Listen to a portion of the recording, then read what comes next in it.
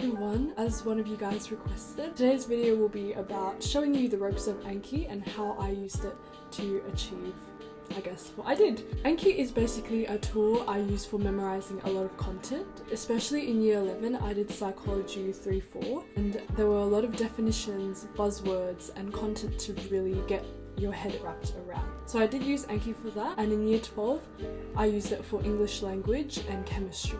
So Anki utilizes the study methods of spaced repetition as well as active recall. With spaced repetition, it's essentially exposing yourself to information in a spaced manner. For example, you look at your methods notes one day, and then the next day you look at it again, and then 3 days after that you look at it, and then 1 week, 1 month, a few months, and then usually a year. So this constant exposure helps you to really rectify the forgetting curve. So if we see in this image, when we first get exposed to something, we can almost retain it at 100% level, and as time goes by, it will go down this curve and your memory of it will decrease and decrease and decrease.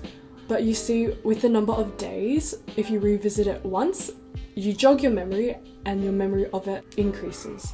And it'll go down and you expose yourself, and then it'll go down and then you keep on exposing yourself.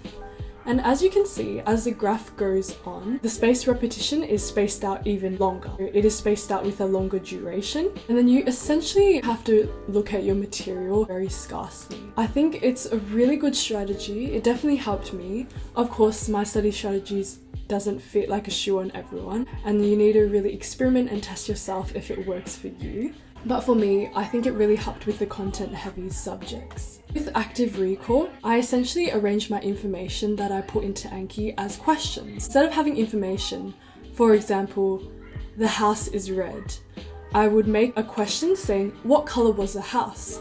And then I would make the flashcard answer being red. In terms of active recall, it really triggers your brain in thinking. So instead of like recalling definitions straight from the book, it allows your brain to remember through questions. And this also helps if you're tested on it. So in test scenarios, if you see a question that is phrased the same way or in a similar way, your brain is more likely to remember this. In terms of Anki, I'll show you how it works. Here it is. So this is the app. If you can search it up, just type up Anki and it should be the first thing. The website looks a bit sketchy, but trust me, it is really good. You want to download Anki whether you're on Windows or Mac. Mine is on dark mode because I'm a little edgy, but there's also light mode. So Anki essentially has this interface. We have decks, add, browse, stats, sync. For me, I used Anki in a very basic manner. There are more features that you can use and really enhance your learning, but for me, I found that the way I used it was sufficient. So if we look at the deck I have, I deleted all my high school ones, but here is an example deck. It's for med interview. I've gone ahead and put in the notes myself and closed off the information that you can see in the ... I can press a space button and then it will show the answer, and I can test myself to see if I got it right. At the bottom here is a rating of how you remembered that information. If it was really tricky and you couldn't remember it, you would press again, or hard, good, or easy. And you just keep on doing the flashcards. So you can use the space button and I think that automatically says good. If I press easy, for example, that means this card will show up in 5 days. If I say this one was good, it will show up on the time frame that it says. So just like that. Of course, for this one, there were multiple sections I closed off. In terms of using Anki at the beginning, I really recommend just closing off a couple words or 1 dot point to avoid overwhelming yourself. In terms of adding, so you go add, and you can start typing your text. I'm going to create a new subject. So in choosing a deck, I just go add. I'm going to name this new one called English language. And I'll try to get my notes. So for me, I took my notes online, so I can just copy and paste it into Anki. Just add your formatting, whatever you want. To close the information, to add the flashcard feature, you just press Command or Control-Shift-C. And it will show up like this to the stuff you've highlighted. For example, if I wanted to remember what the I stands for, Command-Shift-C, Sometimes the formatting can go wacky, but just bear with it. And C1, C2, C3, C4, that means there are 4 different cards.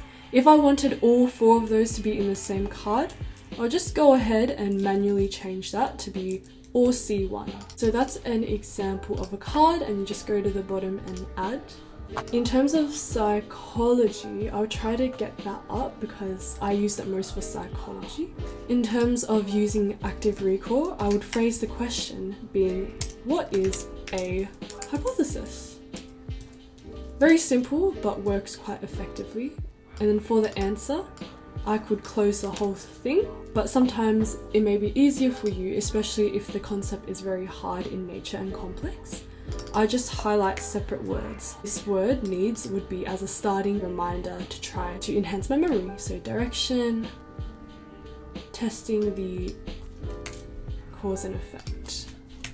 And then variables, it must be what? So what is a variable? And then I'd be like, what is an IV? And as you can see, the nature of my questions are literally what is, but by phrasing my information with a question, it really helps me to try to jog my memory. So I just use the close feature, and you can change your settings up here. So the function you just saw was close, is where it hides a bit of information. There's also your basic feature. I didn't really use this, so to be honest, I don't know how to use this, but it's quite simple. Front, let's say, what is a hypothesis? And then the back would be this. And of course this flashcard may work for you, but for me, I do prefer having the close. For this, there are other apps such as Quizlet, which can really help you do your basic flashcards. Image occultation. Wait, I think I used this once, but I forgot. Oh, actually, I think this helps you to grab an image, and I don't want to show anything sus. Wait. Okay, if I chose this, open it, and then I think I can do this. Yeah. So this is basically the close function, but in an image way. And you just draw your little boxes on top of the content you want to cover. For example, I just wanted to memorize that, and I would add it. So let's just have a look at all the cards we've done. So this was the close function, and then let's say it was good. This is the active recall, so really phrasing your information in a question. And this is the flashcard. To undo, you just press Command or Control Z, and it'll go back to the previous flashcard. And this is the image one. Alright, so you just press the space button. Yeah, and it will do it one at a time. And you just keep on going through those. The good thing about Anki is that as you progress, you do less and less cards as you've already done them before and you've memorized them quite a bit.